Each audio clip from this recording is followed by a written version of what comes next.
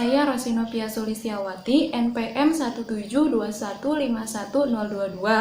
Nah, di sini saya akan mempresentasikan makalah yang saya buat yang berjudul Kompetensi Strategis Matematis ditinjau dari Self-Efficiency. Nah, langsung saja ke materi yang pertama, yaitu ada pengertian kompetensi strategis matematis. Di sini ada menurut Kilpatrick, Swafford, dan Findel pada tahun 2001 mengemukakan bahwa kompetensi strategis matematis merupakan suatu kemampuan untuk merumuskan, merepresentasikan, serta menyelesaikan permasalahan matematika. Nah, yang selanjutnya yaitu menurut Syukriani pada tahun 2015 menyatakan bahwa kompetensi strategis adalah suatu keterampilan yang dibutuhkan untuk menyelesaikan masalah matematika dengan menggunakan strategi yang tepat. Nah, yang selanjutnya yaitu menurut Ozdemir dan Pape pada tahun 2012 bahwa kompetensi strategis yakni mengetahui dan mempekerjakan strategis untuk menganalisis dan menyelesaikan tugas serta aktivitas. Nah, juga untuk menyelesaikan masalah dengan tujuan pada pembelajaran konten matematika. Nah, berdasarkan beberapa pendapat tersebut, dapat disimpulkan bahwa kompetensi strategis matematis merupakan suatu keterampilan yang dibutuhkan oleh peserta didik untuk menyelesaikan suatu masalah matematika dengan menggunakan strategi yang tepat. Berawal dari penggunaan strategi sebagai proses untuk menganalisis maksud dari situasi masalah tersebut. Setelah menganalisis situasi masalah tersebut, peserta didik dapat memahami situasi masalah dengan tepat dan akan mengarahkan peserta didik merumuskan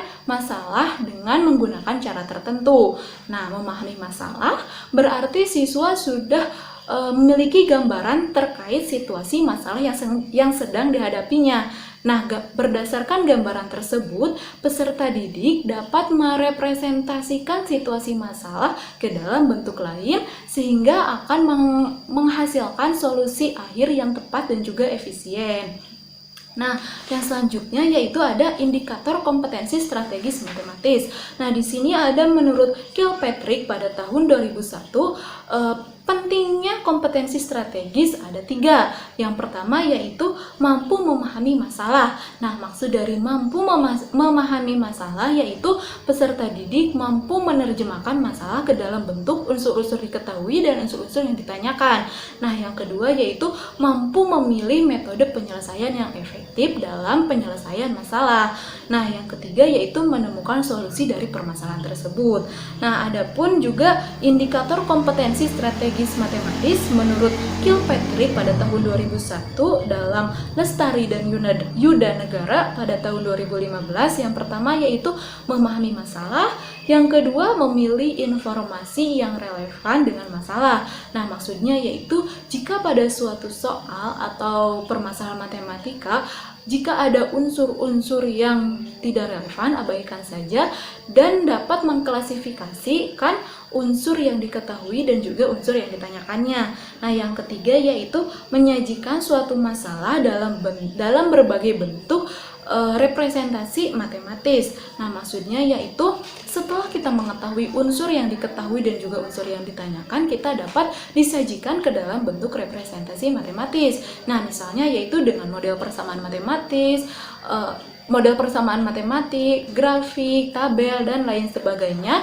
sehingga yang dapat pembaca ini paham, yang dapat dipahami oleh pembaca.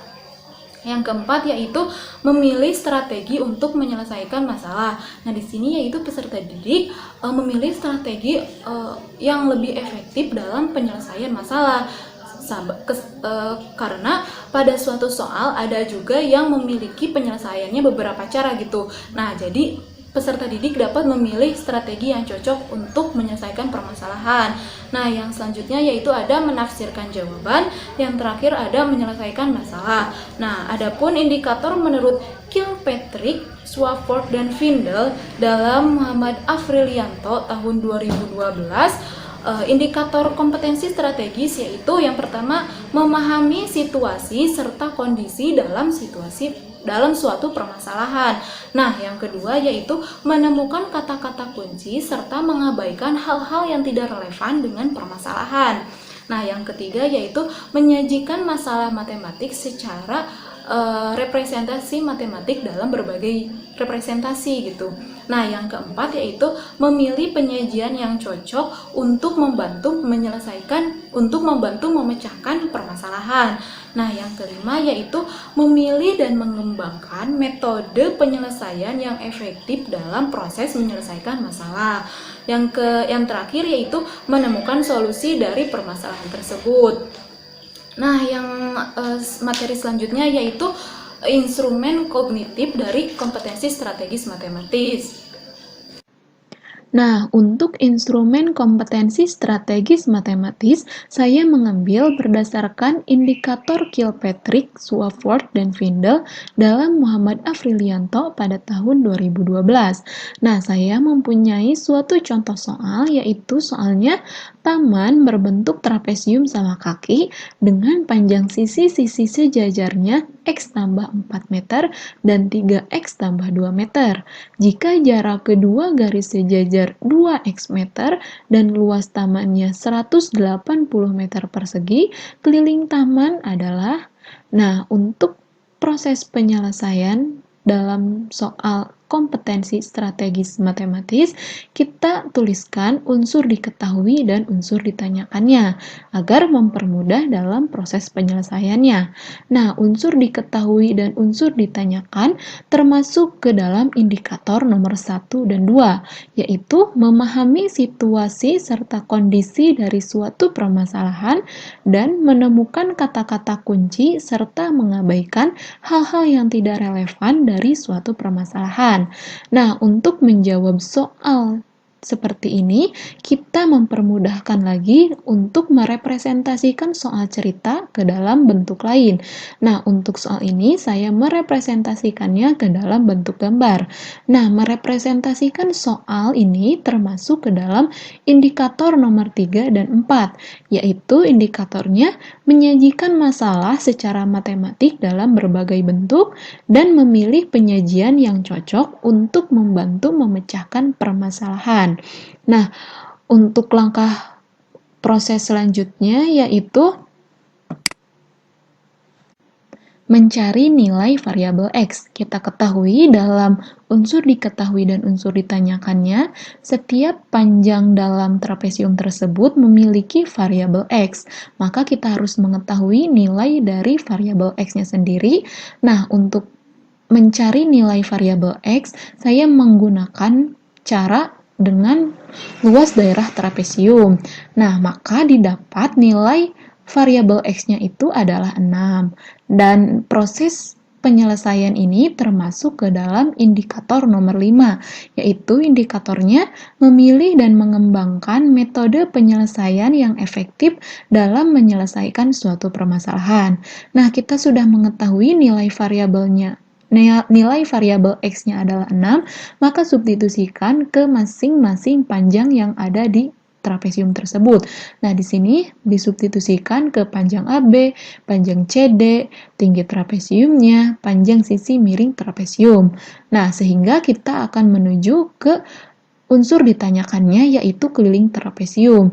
Kita substitusikan keliling trapesiumnya yaitu menjumlahkan semua sisi trapesium, maka akan menghasilkan 56 meter. Nah, proses ini termasuk ke dalam indikator nomor 6, yaitu indikatornya menemukan solusi dari permasalahan yang diberikan. Nah, untuk materi selanjutnya yaitu pengertian self-efficacy. Nah, di sini menurut Bandura dalam Fies 2008, self-efficacy merupakan keyakinan seseorang terhadap kemampuan dirinya untuk mengontrol diri atas segala peristiwa yang terjadi. Nah, selanjutnya yaitu pengertian menurut Schultz pada tahun 1994 menyatakan bahwa self-efficacy adalah perasaan kita terhadap kecukupan, efisien, serta kemampuan kita dalam mengatasi kehidupan. Nah, yang selanjutnya yaitu ada menurut Hidayat dan kawan-kawan pada tahun 2017 menyatakan bahwa self-efficacy merupakan suatu keyakinan atau kepercayaan diri yang dimiliki oleh peserta didik agar berhasil dalam proses pembelajaran. Nah, dapat tarik kesimpulan berdasarkan pendapat tersebut bahwa self-efficacy merupakan kemampuan seseorang dalam mengendalikan diri atas segala peristiwa, termasuk dalam menyelesaikan suatu soal ataupun tugas tertentu, tanpa rasa putus asa, bersikap ulet dan teliti, rajin, serta mencari solusi yang relevan dan bersikap percaya diri terhadap kecukupan peserta didik melalui kemampuan menyelesaikan permasalahan tersebut. Nah, dalam menyelesaikan suatu permasalahan diharuskan tepat sesuai dengan konsep dan tidak memerlukan waktu yang lama dalam proses pengerjaannya. Nah, self-efficacy pada peserta didik ini diharuskan memiliki self-efficacy yang tinggi karena diharapkan mampu berhasil dalam mencapai tujuan proses pembelajaran. Nah, yang selanjutnya yaitu ada indikator self-efficacy. Nah, di sini ada menurut Bandura pada tahun 1997, Hendriana 2009, yang pertama yaitu ada magnitude, yaitu mengukur bagaimana siswa dapat mengatasi kesulitan dalam proses pembelajaran. Yang kedua yaitu ada strength, yaitu keyakinan peserta didik dalam mencapai prestasi dengan baik. Yang ketiga yaitu generality, yaitu keyakinan dalam diri peserta didik dalam mempertahankan kemampuannya dalam kondisi apapun. Nah, selanjutnya yaitu ada menurut Brown dan kawan-kawannya yaitu dalam Unianti Ellis tahun 2016, yang pertama yaitu yakin dapat menyelesaikan tugas tertentu, yang kedua yaitu yakin dapat memotivasi untuk melakukan tindakan yang diperlukan dalam proses penyelesaian masalah. Nah, yang ketiga yaitu yakin bahwa dirinya mampu berusaha dengan keras, gigih, dan juga tekun. Yang ketiga yaitu yakin bahwa dirinya mampu menghadapi hambatan dan juga kesulitan. Yang terakhir yaitu yakin dapat menyelesaikan tugas yang memiliki range-nya yang luas maupun yang sempit. Nah, selanjutnya yaitu ada aspek-aspek self-efficacy menurut Bandura pada tahun 1997. Nah, yang pertama yaitu ada kepercayaan diri, yaitu yang pertama ada kepercayaan diri dalam situasi tidak menentu, mengandung kekaburan dan penuh tekanan. Yang kedua yaitu keyakinan akan kemampuan dalam mengatasi masalah ataupun tantangan dalam kehidupannya. Yang ketiga yaitu keyakinan akan kemampuan mencapai target yang telah ditetapkan. Yang keempat yaitu keyakinan akan kemampuan untuk memotivasi diri, kemampuan kognitif, dan melakukan tindakan yang diperlukan untuk mencapai suatu hasil. Nah, yang selanjutnya yaitu ada instrumen kognitif self-efficacy. Nah, untuk instrumen self-efficacy, saya mengambil dari dimensi kemampuan diri menurut Bandura pada tahun 1997, Hendriana 2009, dalam Hendriana Rohati Sumarmo pada tahun 2017. Nah, yang pertama indikatornya ada magnitude. Nah, magnitude itu mengukur bagaimana siswa dapat mengatasi kesulitan dalam belajar. Nah, untuk pernyataan angket self-efficacy-nya yaitu bisa dilihat dalam layar. Nah, di sini memiliki pilihan jawaban dengan angka 1, 2, 3, 4, dan 5. Nah, 1 ini disimbolkan dengan selalu, 2 disimbolkan dengan sering, 3 disimbolkan dengan kadang-kadang, 4 disimbolkan dengan jarang, dan 5 disimbolkan dengan tidak pernah. Nah, untuk menjawab angket ini, peserta didik tinggal menuliskan centang sesuai dalam kolom nomor sesuai dengan jawaban peserta didiknya. Nah, indikator selanjutnya ada strength. Strength ini yaitu keyakinan siswa dalam mempertahankan prestasinya dengan baik. Nah, untuk pernyataan angket self-efficacy menurut indikator strength yaitu bisa dilihat dalam layar. Untuk indikator ketiga yaitu ada generality. Nah, generality ini yaitu keyakinan dalam diri peserta didik untuk mempertahankan kemampuannya dalam kondisi apapun. Nah, untuk pernyataan angketnya yaitu bisa dilihat dalam layar.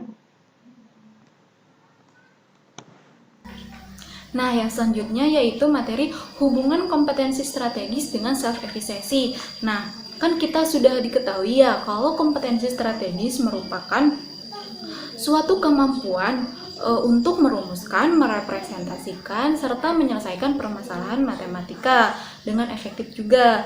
Nah, ada juga menurut Turner pada tahun 2010 menyebutkan kompetensi strategis dengan istilah lain yaitu merancang strategi. Nah, Turner mengisyaratkan bahwa merancang strategi ini dapat menyelesaikan masalah secara matematik dan melibatkan kumpulan beberapa konsep dan memerlukan berpikir kritis. Nah, untuk melakukan berpikir kritis ini, peserta didik memerlukan mental yang tinggi, di mana peserta didik diharuskan yakin dalam menyelesaikan tugas dengan melalui bersikap teliti, tidak mudah menyerah, tekun, dan mencari strategi ataupun mencari solusi yang tepat. Nah, aspek mental ini disebut juga ya self-efficacy. Self-efficacy pada peserta didik menentukan seberapa usaha besar yang dilakukan oleh peserta didik dan seberapa lama dia akan bertahan dalam menghadapi kesulitan yang dihadapinya. Nah, para peserta didik yang memiliki self-efficacy yang rendah akan cenderung menghindari tugas yang sekiranya dia tidak mampu mengerjakannya atau sekiranya sulit bagi peserta didik tersebut. Nah, sebaliknya jika peserta didik yang memiliki self-efficacy tinggi, dia tidak akan mudah menyerah dalam mencari solusi tugas tersebut. Nah, seberapapun tugas tersebut itu sulit ya.